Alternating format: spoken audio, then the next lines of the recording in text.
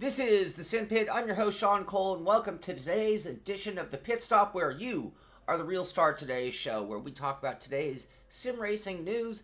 And as we've learned, Wednesday, hump days, I like to call Wednesdays, usually are slow news days. And that's a good thing, because I have a lot to move on today, and I want to talk to you guys about just some general things in general. So today is a great day of all the days of the week for you to just chime in with your thoughts, opinions about sim racing in general, maybe things we've done all week that you'd like to talk about or address. So today we will take a little extra time to address a lot of your comments and make sure that we just kind of cover some of the Simpit topics, we'll call them. For now, I'll move into the news, and you guys just kind of hit me with anything that's on your mind about sim racing today. But I'm just, RFactor 2 put up a video. I didn't see this one. I saw the other one on the Formula E car. And if you watched yesterday, we did that practice with the Formula E test. I'll bring that graphic up real quick.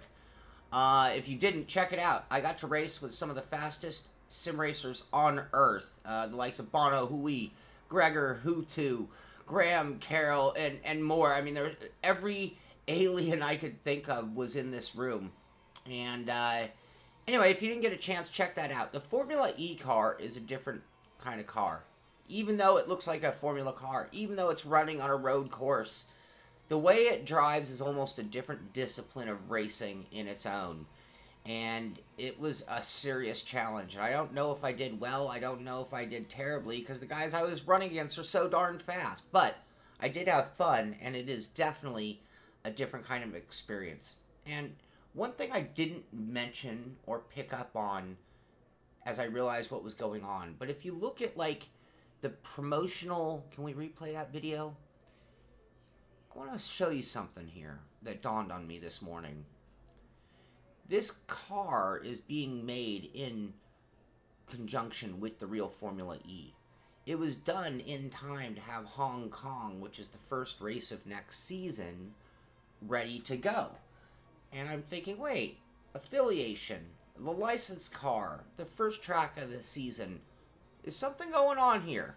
Is there something about to happen in sim racing that we don't know about? A big competition, a big new series. I don't know, but the Formula E car is not the same group, but this was the car in the $1 million Visa Vegas race. This is where a lot of promotional dollars in racing are going right now. And we can talk about and argue. There it is, Formula E Energized Pack with the real Formula E. I remember on the other promo picture we saw, it had that whole thing about being timed with the first race. Anyway, it just makes me think, is there something else behind this? Something else going on between Studio 397 and the real Formula E guys? And that could be great for all of us. Moving on. Some of your comments here. Yeah, Spatial, that Pro Sim 8 shifter, you know, I don't usually promote my competition, but Sim Racing Garage, Barry Rollins did a review of the Pro Sim 8 shifter, and that thing is ridiculous. I mean, people can say what they want about a direct drive wheel and the need of spending that kind of money on a wheel, but the wheel is our first piece that we touch. It's safe to say that that's the kind of shifter really truly intended for somebody trying to build a extremely lifelike sim and maybe not even concerned about their racing efforts. And I only say that because their #1 goal, obviously, is building a simulator, not necessarily beating Gregor Hutu, Bono Hui, or Graham Carroll in the Formula E car. Anyway, okay, Codemasters. I'm just talking about it again. I don't know if any of you have got it. I would love to know what it's like playing Grid, which is a respectable Simcade title. What's it like playing it on an iPad or on an iPhone? And is it drivable? Is it playable? Tom, I'm working on some stuff. You never know what Sean's got going on behind the scenes. I have friends in high places.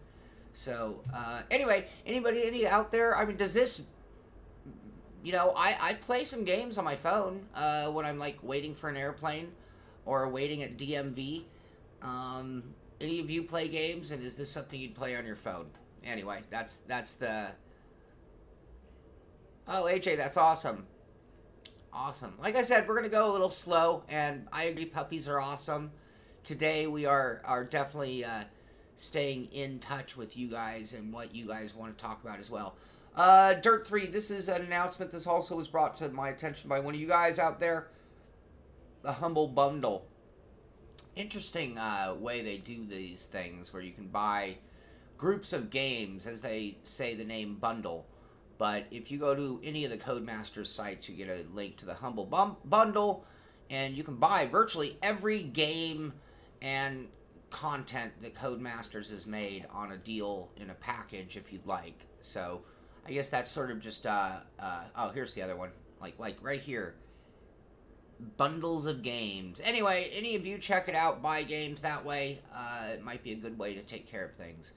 Other things, this comes to us from the man, one of our viewers out there, sent me a few stories, and I'm not gonna go into great detail on it, but at gameper.com, there is a pretty good idea of the Project Cars 2 patch 1.1.3 changelog, and big things going on with Project Cars 2. So, yes, they released. Yes, they are expanding and building upon that sim, including a winter expansion pack that's coming, more dirt racing, a list of cars and tracks. This is actually over at Envision Community, envisioncommunity.co.uk, and a list of cars and tracks, liveries, and events that are all coming out to Project Cars 2 as they continue to grow and increase that sim. Also at geekreply.com, and I guess I'm digging deep. Thank you, the man, for all these great pickups here. But a lot of definition about the GT League mode and the new cars that we already talked about that are coming into Gran Turismo Sport, GT Sport. And they talk about some of the other future stuff that's going on, including the GT League, which is reminiscent of previous versions of Gran Turismo, adding to the online aspect and things going on with the game. So, again, GT Sport, it came out, you know, we did it. We liked it. We hated it. We loved it. We liked it. But basically, they aren't done. So, it'll be a sim to watch in the coming year. Moving on. Formula E. So, this is a cool story. And this is over at dailymail.com. Dailymail.co.uk. And basically, Techeetah is one of the Formula E teams going on in Formula E. And they did a thing. This is to bring attention to global warming, essentially. So, I mean, they staged this for the fun of it, obviously. But it is a cool video to watch and just a cool concept. What's faster, a Formula E car or a Cheetah? And I understand the Cheetah got the jump and the car won the race, not to let the cat out of the bag, but as I would have predicted. So I don't think it's a big mystery that a Formula E car is actually faster than a Cheetah, but the Cheetah is quicker. They both are ranked at 0 to 100 in 3 seconds. So anyway, go there. You can check out the video. It's kind of cool. You can do it. I'm not going to play the video because they'll probably pull my feed down if I do such a thing. So that does take us to the end of the news, and that's fine by me because I wanted to, again, give you guys a chance to give any input to the show, ask any questions that you might have. And while you get those things going, what I'm going to do is just talk about what I've got going on, just to let you know. So, yesterday we did a GRC preview of the Global Rally Cars, Cross Cars in iRacing. If you didn't check that video out, you gotta see it. Some of the best fun I've had in a long time. Just really, really ridiculously fast, amazing little off-road, on-road rallycross cars that are coming to iRacing in the next build. You can check that out. I'm going to be doing more of that today as well. I want to change over to Fanatic. I was running Thrustmaster gear. I'm going to switch over to Fanatic, including hopefully getting a sequential and a handbrake set up at the same time. So it'll take me a while to get everything set up, and I have so much going on, so that's something I have on the agenda for today. I don't know exactly when, unfortunately. I already mentioned the Formula E test, but if you didn't check that out, you can see me racing against the best guys on earth in sim racing. See me getting my ass handed to myself. Again, I don't even know if I was slow or fast in the grand scheme of things. Beyond that, tonight, Beamer schedule. So, Battle of the Beamers on Sim Racing Systems. Tonight is week 2. We'll be at Spa. I see you guys already asking about Spa, talking about Spa.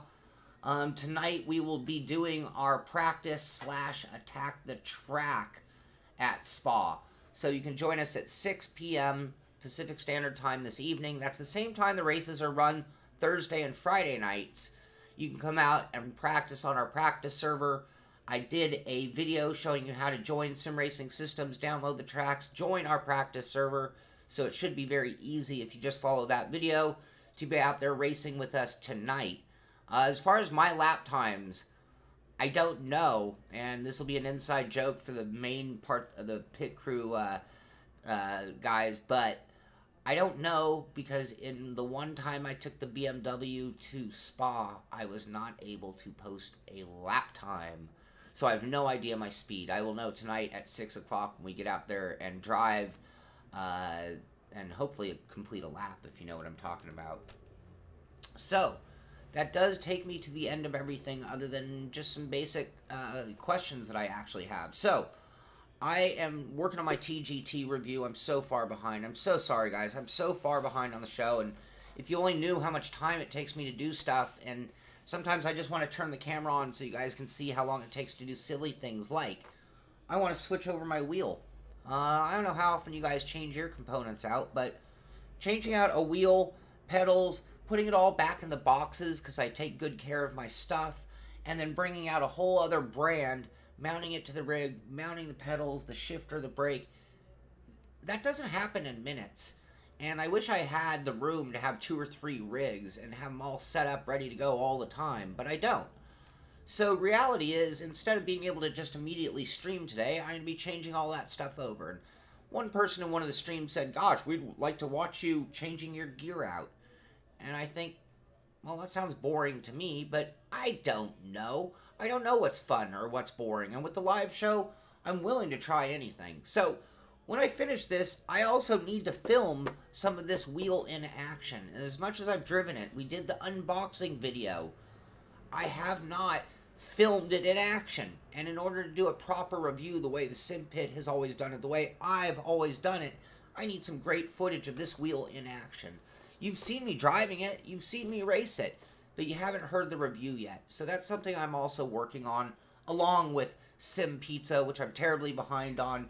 So forgive me for being far behind. No, I put a tremendous amount of time and hours and energy into this. I just can't seem to ever get caught up. But it is all in the works. I am going to end this show now, move on to changing out the hardware, and then hopefully be back with some dirt rallycross in iRacing, global rallycross, I should say, just to see what it's like with a different set of equipment and give it one more shakedown before we put it away, before it's ready and available for everybody out there. So I hope you enjoyed today's show. Thank you for being there.